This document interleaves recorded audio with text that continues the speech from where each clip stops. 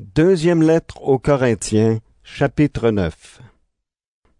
Pour l'aide à apporter aux chrétiens de Jérusalem, c'est inutile de vous écrire. Je connais votre bonne volonté.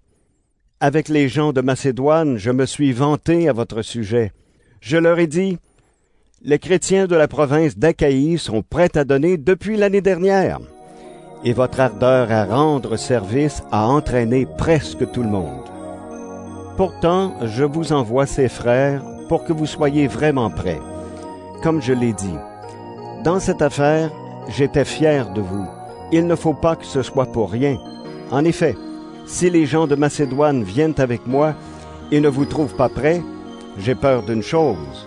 Nous qui sommes sûrs de vous, nous allons être couverts de honte.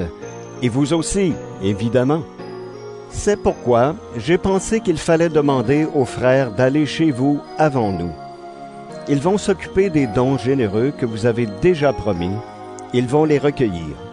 Ainsi, on verra que vous donnez de bon cœur et non avec regret. Il faut le savoir. Celui qui sème peu de graines récolte peu, et celui qui sème beaucoup de graines récolte beaucoup. Chacun doit donner ce qu'il a décidé dans son cœur, sans tristesse et sans être forcé. En effet, Dieu aime celui qui donne avec joie. Dieu a le pouvoir de vous donner en abondance toutes sortes de bienfaits. Aussi, vous aurez toujours tout ce qu'il vous faut, et vous aurez encore suffisamment pour faire de bonnes actions. Les livres saints disent, « Il donne généreusement aux pauvres, sa bonté dure toujours. » C'est Dieu qui donne les graines aux semeurs et le pain pour la nourriture. Il vous donnera les graines à vous aussi. Il les multipliera et les fera pousser. Ainsi votre bonté produira beaucoup de fruits. Dieu vous rendra riche de 1000 manières et vous pourrez vous montrer très généreux.